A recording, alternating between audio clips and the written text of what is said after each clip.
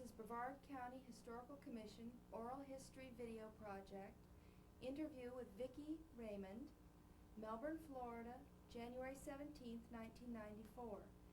Interviewer Nancy Yaseko, cameraman Robert Gilbert, camera Sony DXCM7, recorder Sony BVW35. Copyright Brevard County Historical Commission, 1994. Really? Tell us, when were you born and where was that and what brought you to this area? I was born on June 29th, 1903, and my father had arthritis, and my cousin lived in Melbourne named Garen, and he came down to visit, and that's how we bought the house at the time, on the river. So you were a young girl when you first came here. Well, I was in college. Yeah. I did my first year in college, and we came down during the vacation. My brother was in Cornell, too. So we came down here, and of course, all we did was go to the beach. We only met the winter people, really. And we were here a short time. And then every year we come down and visit. What was your impression? You were coming from a bigger city, I Oh, guess. I loved it. I thought it was beautiful. I really did. They loved it. When I got off the train, all I saw was beautiful high palm trees. It was a beautiful sight. And I just loved it. There were very few people here, of course.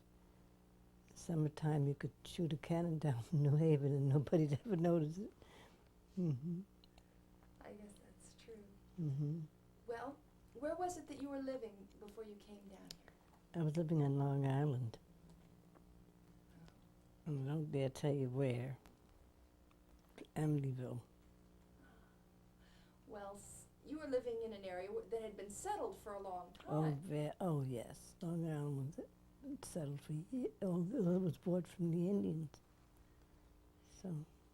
And it was a little rougher down here. Well, it was rougher. There were more trees, more pretty places to go. Now there's no place to go for a ride. So it was just lovely. I loved it. It was right on the river. It was a pretty spot. What kind of things would you do for fun when you came down? Well, there really wasn't too much. We could go to the movies. We used to go down to Vero Beach to the movies, and that was a big deal because there was not much traffic on the road. And we went to the Bahama Beach Club. Well, I guess that didn't come until probably a little bit later. Mm-hmm. But that was where all the people went to have dinner and... Would they have music? No, they did not. No, this was strictly a family. Do you know the Bahama Beach Club, where it was? No, tell me. Well, it was at the end of Fifth Avenue, to the left. And it had a big, big swimming pool. And Kitty was one of them, this Kitty Hay that I used to know. In fact, Kitty was born in the room up above me. Her father was head of the hospital. It was his hospital, the first one in Melbourne. And I heard her first little cry. And she loved to eat different things, like drink rather.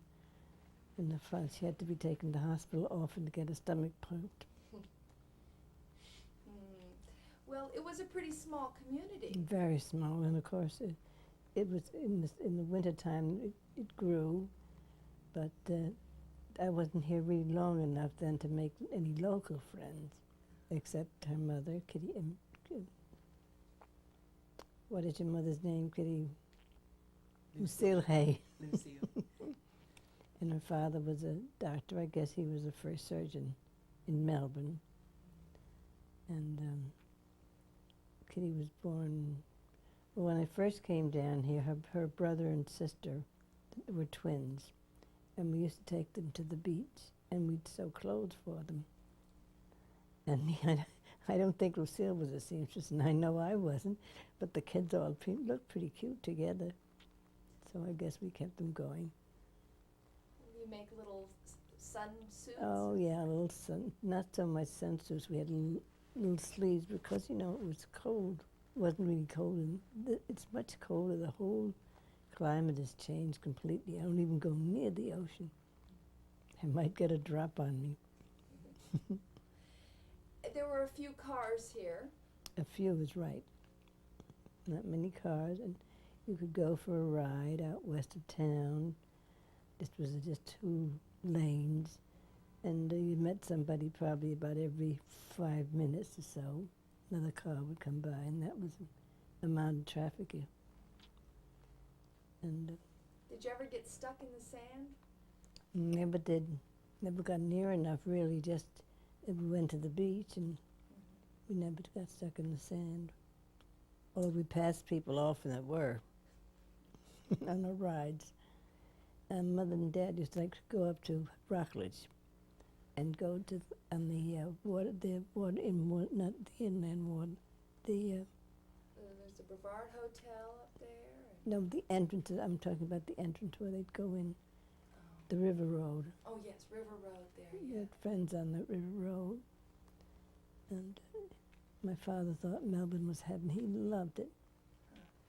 Mother liked it, but she missed her friends and parties up north. Did your father have business here? No. It was. No, he retired when he was 40 years old.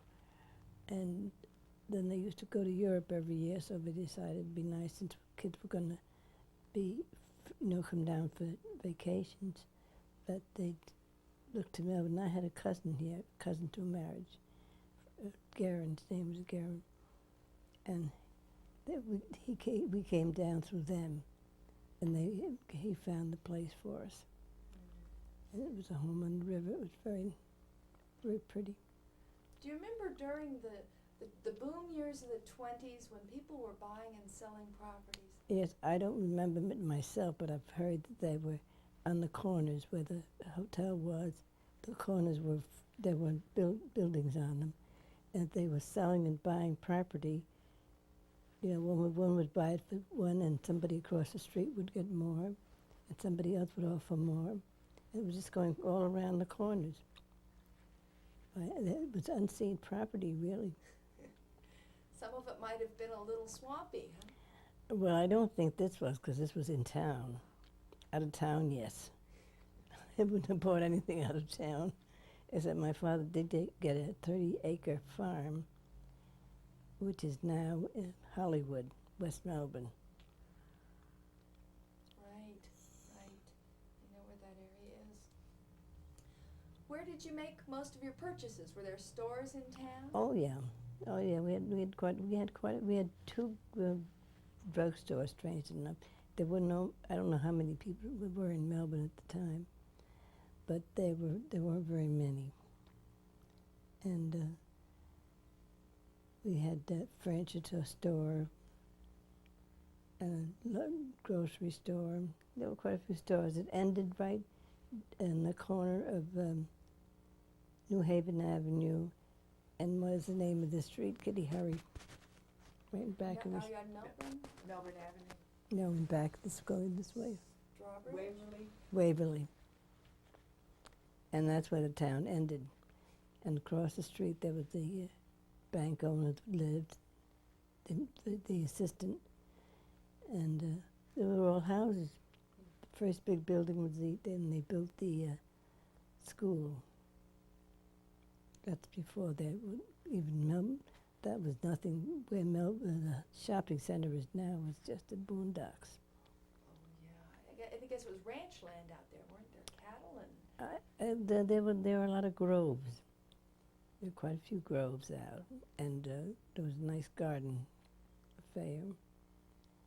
And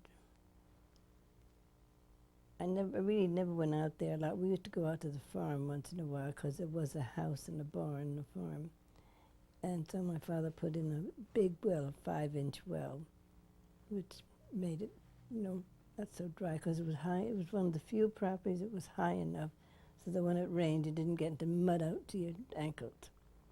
It was a nice piece of property. before they put in the drainage system, there was a lot of low land, wasn't there? Oh, I should say so. After a storm, you know, before a storm, everybody rushed to the ocean to see the waves. And because they were enormous, as far out as you could see. This was before I keep wanting to look at Kitty, and I don't dare. Oh, you may. Can I ask her a question? Sure, take your time. I'll ask her later. Okay. But there were big storms, and when it rained, I guess the water just went everywhere. Not in town, no, because we're high. Where we were was high. It's high, really. But out west of town now, we'd go fishing, and we'd go in the alongside the river. We could stay right on the pavement because there weren't any cars, and it was different. That's always nice.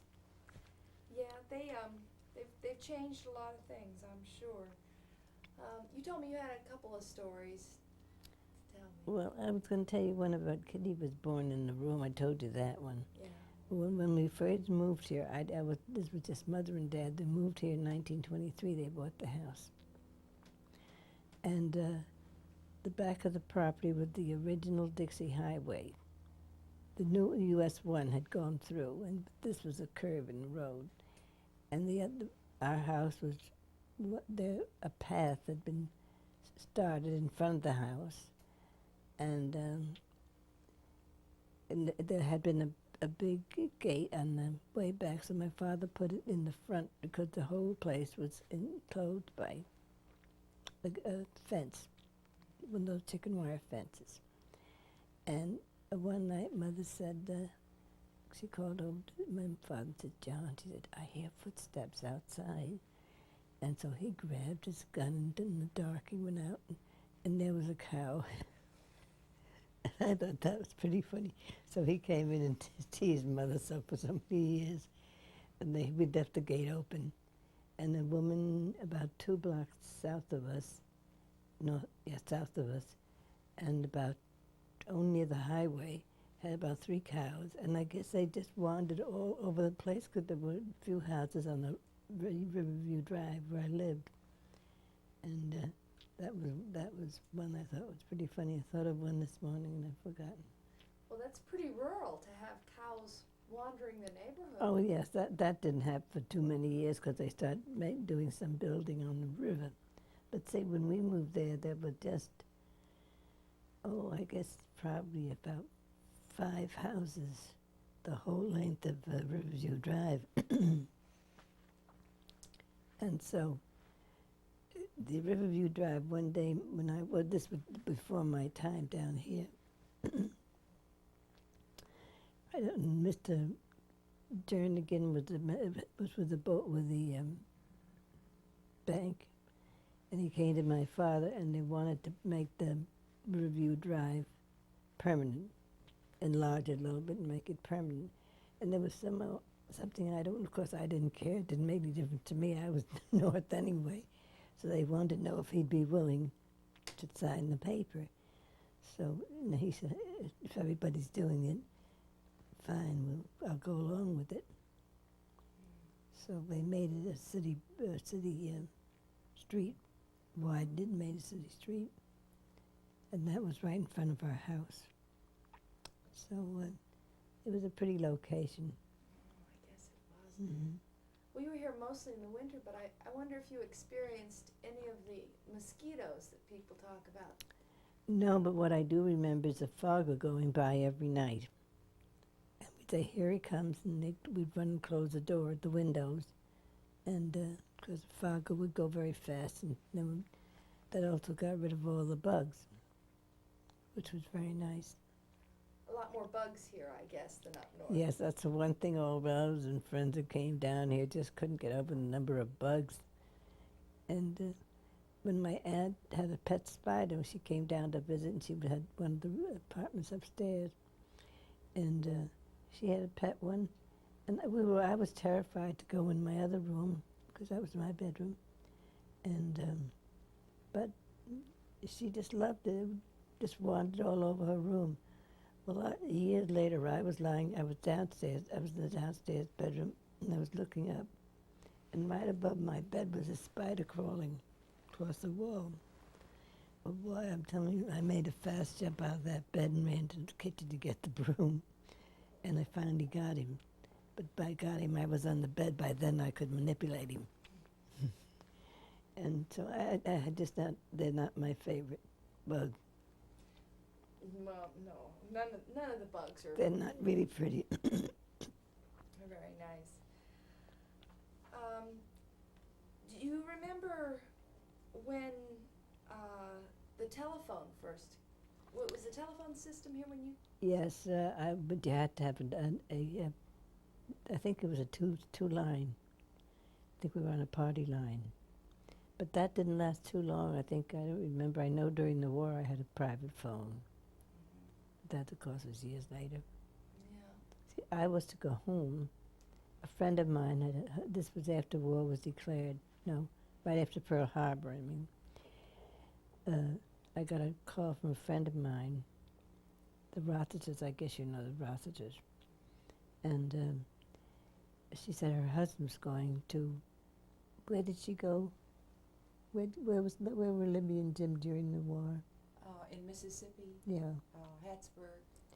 I guess, I'm not sure, but we were in Biloxi. yes, I remember that. And she said that her husband was in the war, and he was a CO of the incoming prisoners, I think, isn't it? That Jim was CO of the incoming prisoners. Yes. And that she was all alone with her son, and would I come down here, and we'd go to the beach every day, and I should have known better because she wasn't a beachcomber like Lucia's mother, Libby's mother, and Kitty's mother and I were beach hounds, and we just were there all day long. And Libby would come along, but she wasn't all that keen about it. And so, I forgot, lost So my. you came down during the war years. Oh yeah, and then I was caught down here. When the war was declared, I was visiting Libby, and they said it was my patriotic duty to stay here and help them because, the town was small. They didn't have any not prepared to put up a naval air station, which went up over west of town, not west of town, but west in town. And so I stayed, and I went to work. I had never worked in my life. Went to work for the people who built the property, and then at a cocktail party I met an officer who was head of the yard office, and he said, why don't you just stay here? And she said, your family will be down this winter and you can go back with them. So I did it. When I was the only one in the office, and the one that helped me the best was the warrant officer because he was a regular Navy. The others really didn't know too much. I mean, at first I had an ensign, and I really felt sorry for him because he had no idea. He probably never kept a book or never done anything. And then they don't know where they put him some other place, and they brought me somebody to help show me how to take fingerprints. And I do have a story about that I thought of this morning. You might be interested. I wanted to tell you about the base first. Yes. And of course, the security was very close. I mean, severe. And when you went out, whether they knew you or not, you had to show your pass and so forth. And they were nice enough to give me a 24-hour pass, which really made it very nice because one of the men was going to give some Spanish lessons. Well, that lasted about 2 days. And that just faded. But anyway, it was very nice because I read fingerprints at night, and I could go into my office and read, the fingerprints. And then we had the prisoners of war, war dogs, and the general office work. And it just seemed like some of the kids were so young. They were twins that came, and I thought they were going to put a quarter on there and asked if I had any candy. They looked so young, but they were very sweet, and they used to borrow $5 from me once in a while because they wanted to take their girls, I don't know where, but you couldn't go any place. Because we had all the stamps. Now, you telling me that they had prisoners of war here in this area? This is later on, the war. Yeah, but I never heard that. Yes. That's interesting. Yes, we had prisoners of war, and my officer took me. I had a different officer then. Mine had gone on to fly in the Pacific, and was killed in an accident in California someplace years later. And Where were the prisoners kept? they were out west of town. They were in a compound, and nobody. We weren't. We weren't really allowed to walk around very much. We weren't supposed to. But at the end of the war, they did get more lax. They let them out, and of course they gave them no trouble because they were told that if they, and they looked so, to me they looked like kids, but and they were very happy to be here in the warm sunshine, because if they didn't behave, they'd go to Russia. These were Germans. Yeah, these were all Germans, and this was after the Italians got out of it, and they had the war dogs, and my officer took me around. They had a guard on each corner of the compound, and the boys were playing cards, and it was nice and warm, and they seemed perfectly content. And of course, there was the only time that was really hard on me, because I had to take all the IDs up to the burn basket. That was the name of the thing. And I'd get a call from the officer today, tell me to pick up a bracelet. And I knew what it meant. I had to take it up. You know, I used to think all the rest of the day, I'd say, oh, gee, probably the mother and dad are saying, oh, thank God my son is in this country. You know, so if this thing is boring, take it out. No, I think this is very interesting. And then, well, I really shouldn't tell this because I think it might get out in the county. But I had pretty good control of myself, I think. And by that time, we had about 16 in the office, so, you know, it was a big office, and when I was there alone, I was almost lonely. And there's some of the people here, not the whole area, including Coco, they had to come to our office because we gave them the identifications. And asked them what business they were in, because they would get tires. They could get tires from us, and then resign. You know, and so we had to ask them what they were doing and what their business was. And this was all kind of serious. And one said, well, we have a funeral parlor. And I said, I started to stutter, and she said, it's the economy funeral service.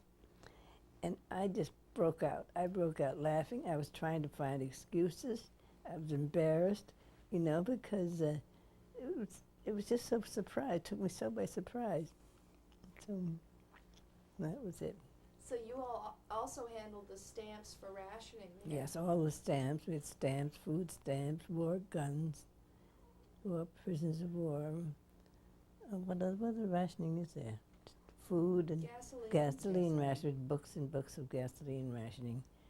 And one day I was sitting in the office, and this young officer came in. I guess he wasn't an officer, he was probably just a plain airman. And he came in and he said, I hear you're the, what's the word for it? You're not an officer. The common, no, not the common. What were they called? Non-commissioned. He said, I hear you're a friend of the non-commissioned officers. So I said, where do you want to go? How much stamps do you need, you know? So I slipped him a couple of stamps to go. I know some went to Coco, I know toward the end of the one, the twins wanted to take the girls to Orlando, and they needed stamps. And so they borrowed $10 from me. And they went and they returned it. I mean, they were good when they got the pay. They came in with it. But it was kind of fun. Well, now I heard that they had some people who were doing spotting aircraft at this time. Oh, yes. I found out later. I really didn't know at the time, because in the very beginning, you couldn't go out at night. Everything was blacked out. And if you were caught, like, the beach, if I went over to the beach in my car, And we all carried either a bottle of milk or a prescription with us because we had to give the excuse that we were taking a prescription over to somebody, you know. And so, but it worked out fine. I never was caught, and I just went out a few times. But I understand there were not machines. The towers that they used for the spotters. Oh, one of the towers, believe it or not, was the Melbourne, that tower in the Melbourne Hotel. That was one of the towers. And then, of course, I had a few over at the beach, of course. But they had some submarines that were coming right close. We never knew this till after the war. And They didn't have any stories in the newspaper about it? Or? no, this was all hush-hush. No, I guess they didn't want to get us, maybe upset or worried. I mean, we were upset, and yet we used to go down to the Castaways Club, and we had a lot of fun there. I guess they had to relax.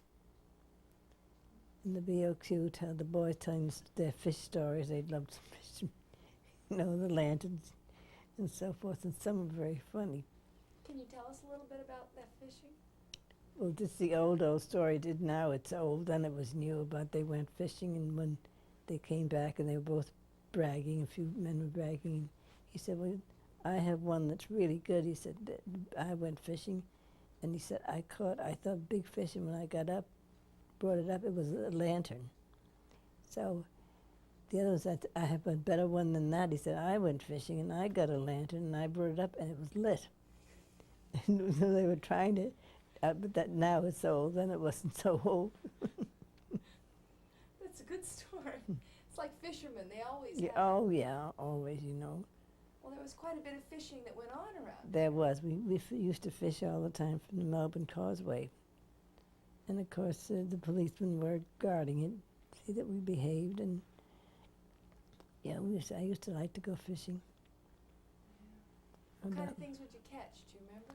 Yeah, whitings and, I think they were my favorite. They were the ocean you got better whiting, but they were whiting. And we call yellow fish, those are the little ones. And trout. And then there was a couple of others. And, of course, the blowfish. Got a lot of those. And I found out later that there was a part of the blowfish that was a very delicacy.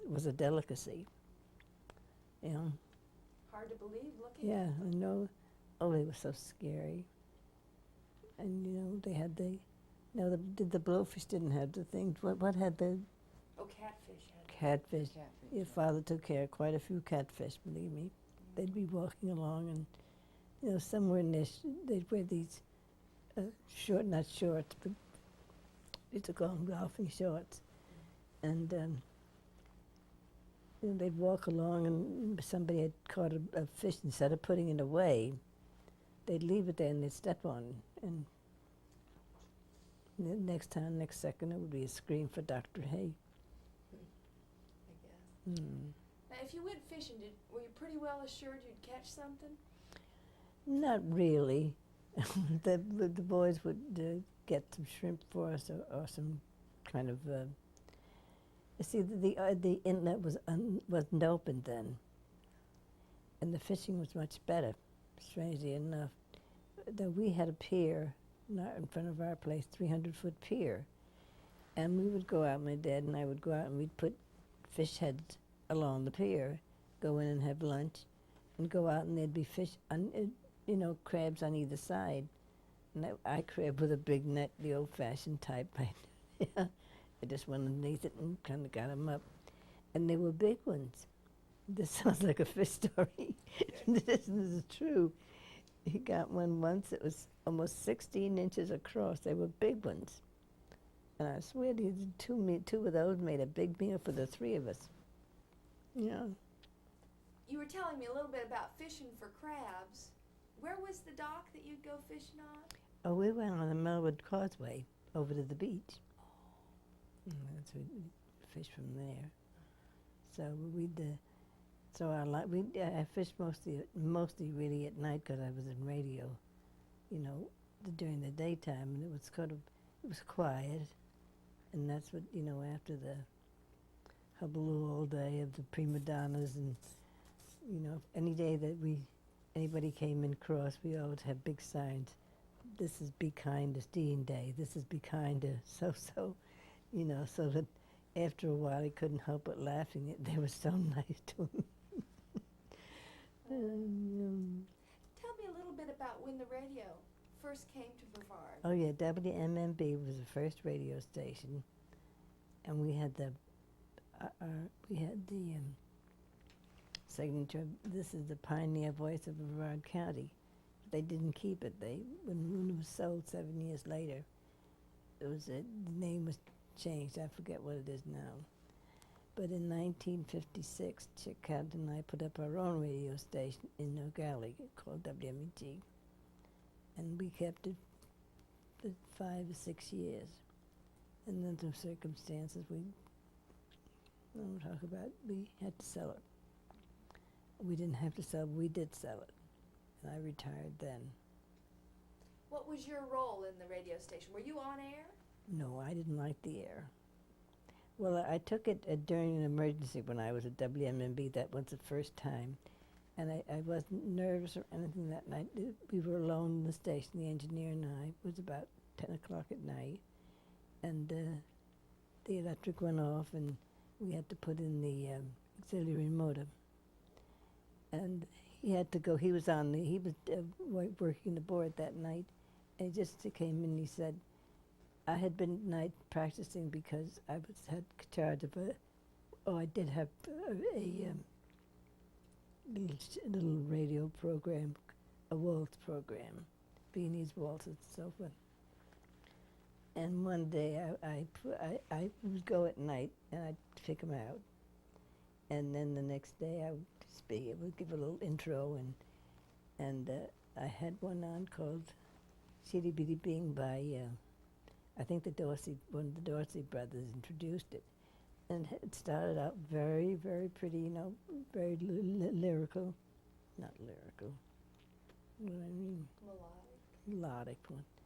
And so all of a sudden he burst into a jazz part of it.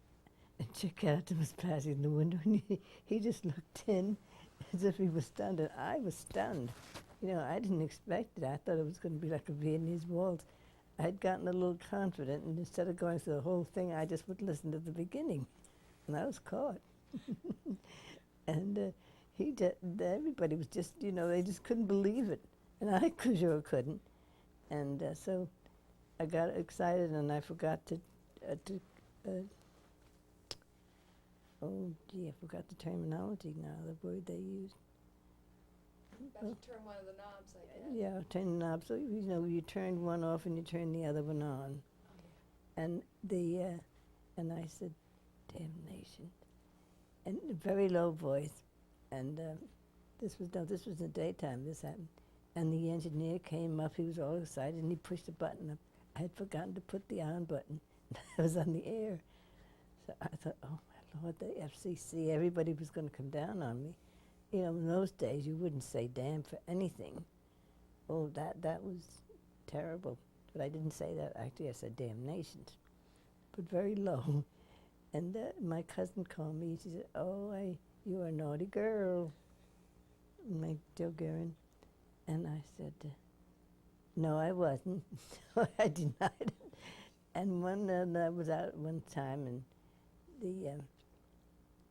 I met two women, mother and daughter, and she said, what did you say on the phone, on the TV, on the radio? I'll get it right yet.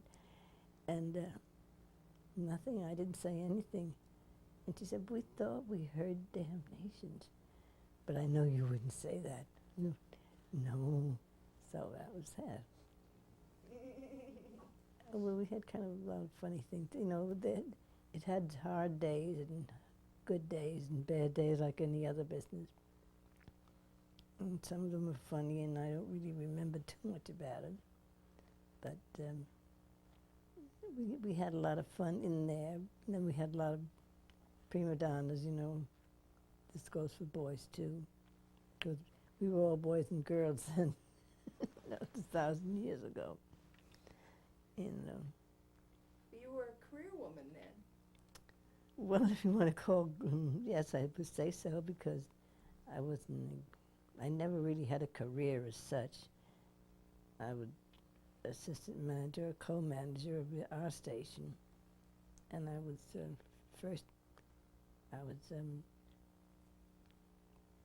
The first job I had was a minimal job. I just got the books ready for the next day, and I got to be advertising director, and that was a big deal. I mean, we all got big names, no big salaries, but big names, and a little station.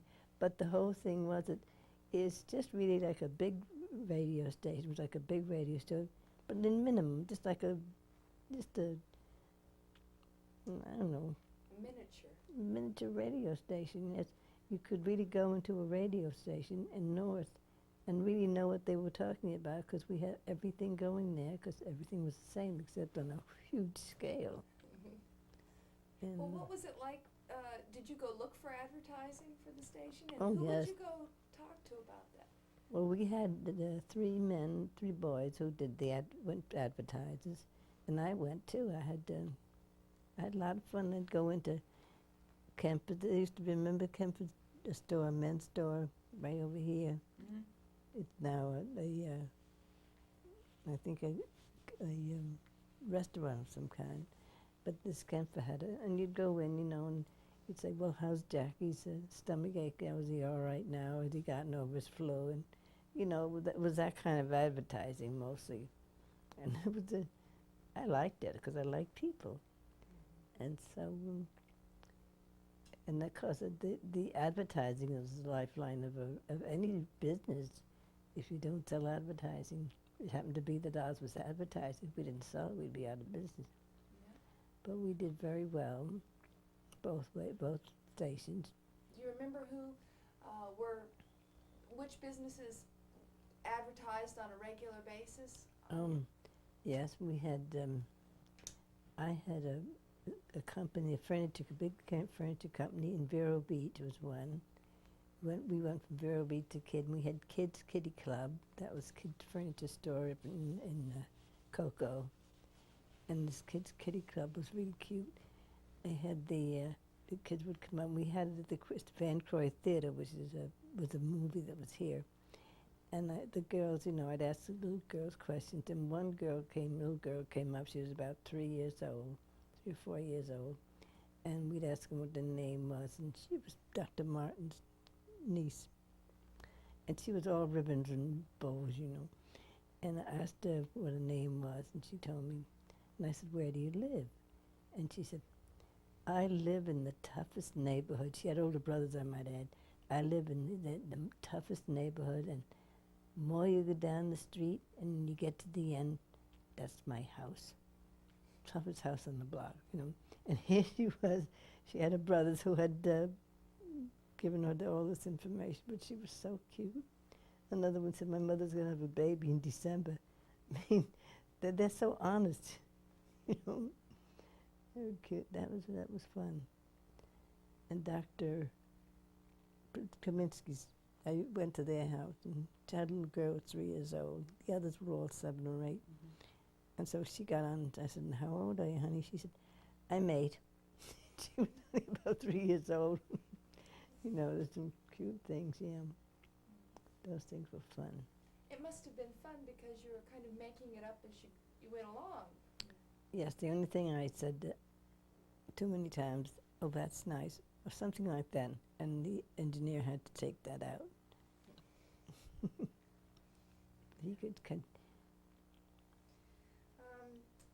What other kind of jobs might you have looked for? There weren't too many things. I never looked for any. These were all offered to me.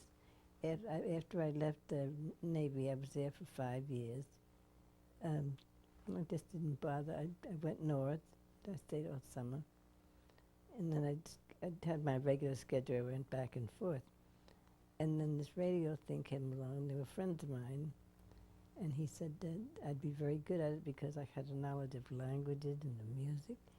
And, playing the old violin. So good. I fell for it, and I went in there, and I liked it. I found it was fun.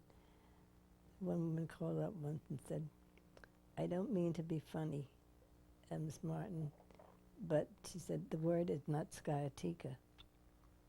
And I said, "I don't understand." And she said, "I haven't. Believe me, it's not funny. It's sciatica." This was little Hunt, Jimmy Hunt, one of our first boys. He was a good-looking, and he was just as, he just couldn't speak well. He had a beautiful voice, but I mean, his language was, but nobody cared because he was on there. They just didn't care. And now they don't care, certainly. You know, now the grammar is, there's no sense going to school, really, some of those. You did all your schooling up north, didn't you? Yes. When you went back and forth, did you take the train? Was that? I always took the train, yes. I never flew down. I don't think I did I? No, I didn't. The only thing I can remember, I would know a lot if I were home. I had my earlier years that were interesting because my father and mother used to go to the opera, and they would take me with them when I was about 11, 12. And my father tell me the story of the opera first, you know, and then this is where they sing Numi Pietà, which is God have mercy on me, where she sings it because her lover's on the other side and they have to part, and, you know, the opera's always very sad. And, you know, it has its musicals too, but some of the music is gorgeous. Melodic. Tell me about what it was like to travel on the train. You know, people don't do that much anymore. Well, it was great fun. When we came down once from Cornell, we went to the baggage room, and we were up all night long dancing and singing. It was great. We didn't even know it, and of course then we went back to our berths. It was about 5 or 6 o'clock in the morning. We got in at 10, so we didn't get very much sleep. But when you do that, you don't expect to really. There's something that just keeps you awake, and when there's singing, I can't stay awake. I couldn't at that time stay away from it, and I still like it. It's my pet. So I guess you all got together in the baggage car? Oh, in the baggage car, right. Why it was fairly empty, I don't know. But, you know, it was cold, and probably people didn't travel in the winter so much.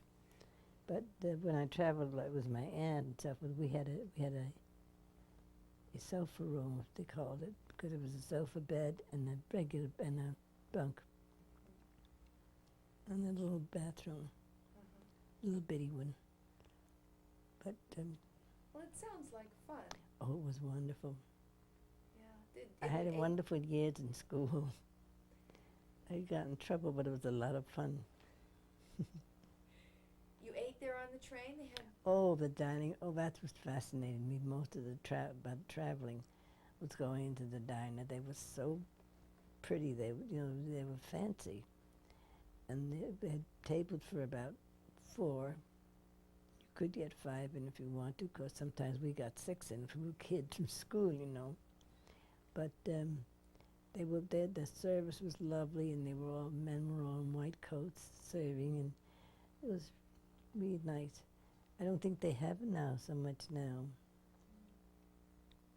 I think we missed something there. It was lovely traveling. They were all polite. Did the train stop often on the way down, or? No, we got most of the first trip I came to Melbourne, it took us 38 hours from New York. And the last time I went on one, which was 1,000 years ago, it took us 23. And then we were tired. Mostly people sat up. If they sat up, they got off the train with swollen ankles. That was the main thing, yeah. And but I loved it. I love a train. Well, I guess the train came right through town here, didn't it? Right to Melbourne. I'm not sure of this, but I think one time O'Galley was bigger than Melbourne. That's the what. train stopped there. Yeah, I think they told me to stop there first, but I'm not positive about that. But I know that it stopped there at one time. But this used to come from, say, like, I think it's St. Augustine where they changed motors. I think it came probably from St. Augustine right down here. Made one stop from Jacksonville, and it went to Baltimore. And I know I got out of Matt and I got out of the car, and because they were going to be there for half an hour, and we thought we'd go up to the station and get a sandwich and just it was a lovely, lovely sunny day. When I got to Baltimore, though, I expected it to be warm. I don't know why, because I went to school there. Oh, went there too, yeah. And of course, she went to school like 30 years after I did. But It was cold then, huh? it was cold. Yes, it was no winter, and I guess I see I hadn't been to school or anything. I had no idea that. I thought by the time you got to Baltimore, you know, I read so many stories about down south in Baltimore, and you know, I was a kid, and so I just almost expected to see them come out in their gowns and their parasols and whatnot. Oh, that was a letdown. You used the train to ship things as well, didn't you? When you were down here, you We didn't ship very much because oh yes, of course, we used it to ship, but mostly grapefruit, oranges, things like that. We'd take them right to the train. We'd go to the trees in our yard, big yard, and we had a lot of trees, and I'd get the wheelbarrow. I did this, I can't imagine, but I did. And we'd load it down with fruit, and we'd have to put the basket in the back of the car, and then fill it with fruit so we wouldn't have to lift it. And from there, we'd take it to the railroad station, and they'd ship it. Take it on the platform. It was gone. Do you recall what they would charge you to ship that fruit? Yes, it was $1.25 a bushel, and it was either 75 or 85 cents a half a bushel. I don't remember. But the bushels were free. You could get them in any store. We didn't realize, you know, but now a bushel is $16 or $17, and to buy fruit, no. Yeah. It just, you know, you did something that you didn't do. It was just something that you picked in the yard. Didn't cost a dime to buy, you know, to buy it. Or what about the Depression era here? Do you recall? I don't recall much about the Depression because I wasn't down here at that time. I see. But I do understand that a lot of the people that had some pretty good jobs finally had to wind up being postmen, and postmen are great. I don't want to say they're not, but I mean, people that had businesses had to take anything they could get. And but boy, things have picked up now. Yeah, big changes. Mm-hmm. Well, let's see what other things we haven't maybe touched on. I know a cute story.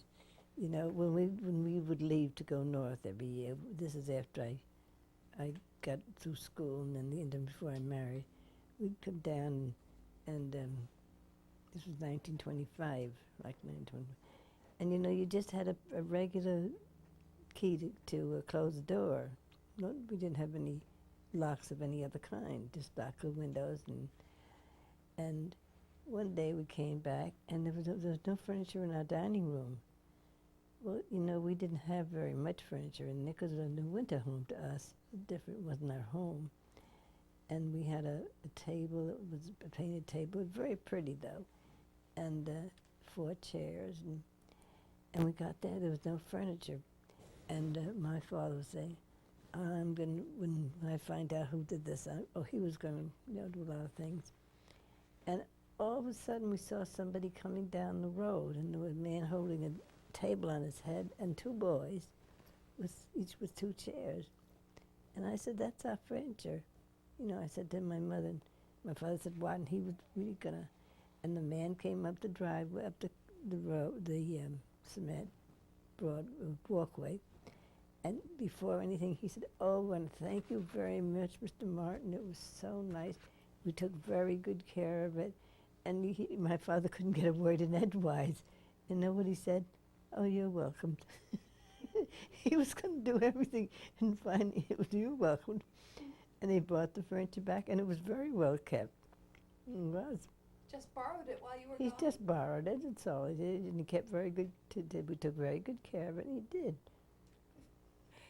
But you know, to us it seemed fantastic to me. I thought it was funny. Really, I did, because they beat my father to it. I couldn't say a word. He said, "Oh, you're welcome." Oh, boy. Oh, that is different. That was true too. But that's the way it was then. Is as you probably know, nobody closes doors when you run uptown. The house was, except for the not being locked, they were wide open. You only locked it when you really left town, huh? Right when we left town, or sometimes we went up away for the weekend or something, we'd just lock it. But any key in the world they put in there would open the door. And we had only 3 doors, I guess 3 doors, the porch door and the other 2 doors. Would you be down here for Christmas time, or would you go back? In later years I was. Uh-huh. Yeah, by then I had gotten married and gotten divorced, and there was a time in there, and that's when I happened to get caught down here during the war. I was visiting my sister in Kentucky. Yeah. And Well, let's see some of the things that went on around here. we know when the Pink Ladies started. Your mother was there. We started the Pink Ladies in I think it was 1948, wasn't it? At the hospital? Yeah. Your father had sold his, and the first hospital on the US 1. Mm-hmm. Yeah, that's right. And there were, I think it was 48, yes, because Mother and Dad were here. Well, what about medical care? Were there doctors in the area, or? No, well, yes, of course, Dr. Hay, and there was a Dr. Creel O'Galley, wasn't there? And a Dr. Hicks in this town. But there were no surgeons. Her dad was the first surgeon, Kitty's dad, Melbourne. And we were the first radio station in Brevard County. That I was always proud. And it was never mentioned. We spoke to someone earlier today who said, "Oh, we were so excited when WMMB started. We felt like we were finally in a big city." Yes, we had an open house. You see, you always have to start with a 500-watt station, which means that when it's dark, you have to quit. And then you neatly apply for 1,000-watt, which then goes all the way up the line. And there was a joke then when in the paper that there was a boy sitting at his console, and it was supposed to be new, and he got down and said, "Hello, world." We went for 20 miles, I guess. Hello, world. Anyway, one of our men came in, and he said, "You know what? This is right after the war, of course, 3 years after the war." And he said, "Guess what's the latest news is out, gossip. They're going to build 10 houses between O'Galley and Melbourne." There were so many houses empty after the war. During the war, it was terrible. I had them all over my house. And so we just didn't even believe it. And they just said, and it's gotten to be quite big, and I can't think of the name of it. Was it Levittown? Not Lever. I think of Levittown, Long Island. Leverage. Loveridge. There's a name called Loveridge, a man called Loveridge, who says he's going to build 10 houses. And he did. And that surprised us, because everything was empty, And one of our boys, Bates, he finally ended up in New York. But he could not afford a place to live here. So he went up outside of Cocoa, which was nothing, no sign of the base or anything at that time. And he bought 300 feet of property on the ocean. This is just before you turn the road to Cocoa. And I forget what he paid for it, something like $100, $200 or something. It was all woods up there, and this road we had and he had to come all the way down. We thought from Cocoa every day. That was awful. He had to come 20 miles. He liked it though. He had a little house built, very small, very rural, but enough to. There were a few houses around in there, but the base had not come in yet. And I do remember when the first astronaut broke the sound barrier. We went outside. We had the remote studios right down the corner here. And we were all sitting, it was a nice warm sunny day, sitting on the cement across the street. And Shepard went up. And he broke the sound barrier. Oh, the feeling you get to see him go the first time, you must remember we'd never had it before. To know that that rocket had a man in it was just, you just prayed the whole time he'd get there and back again. And he did pretty quick. He broke the barrier and came right back down again. Well, I guess when the space program really started up and the missile program, that changed. Oh, those A boys lot. those astronauts were devils. They were awful. I guess they were going to the moon and they didn't know where they were going. I guess they knew where they thought they were going. And, you know, just the thought of it. So they a lot of them ate to surf all the time. And they just carried on so much that they had to send for their wives. Yeah.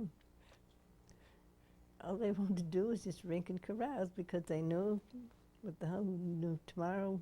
This was their attitude. Mm-hmm. I guess that's the But they were nice. They were awfully nice young men. They really were. Let me Did see. you meet them? Yes. Well, one by one, you know, they all came to the radio station for an interview. Mm-hmm. In Cooper, I remember, I said to him, what are your kids? He had two kids, about 10 and 11, I think they were. And I said, what do they think about it, that you're going to go to the moon? And he said, oh, kids, you know how they are. They think it's wonderful. My father's going to the moon. Never, you know, they don't think whether it's ever going to make it or not. All they think of my father's going to the moon. And sure enough, they did. But and that was another time. For a long time, you know, every time a rocket went up, it was very hush, very, very hush-hush. And everybody knew it because the boys didn't come home for dinner that night. Everybody knew it. And of course, we knew it at the railroad, at the station. We didn't say anything, but we might just as well have, because they knew it. They could tell what it was. Yeah, I think people in the community knew, but they weren't supposed to say. No, it was hush-hush. It really was. My brother came down to visit his wife, and they wanted to see one go, just a plain rocket go off. And he was visiting Dr. Warden, Cy Warden, over at the beach, and in the Atlantic, and they had watched every night to see one, and we had dinner there, and my brother and Cy took a walk on the beach, and Cy said, look up there, Lou, and they looked up, and one just went right off. And he was just so excited. Just happened they walked after dinner down at the beach, and they saw it.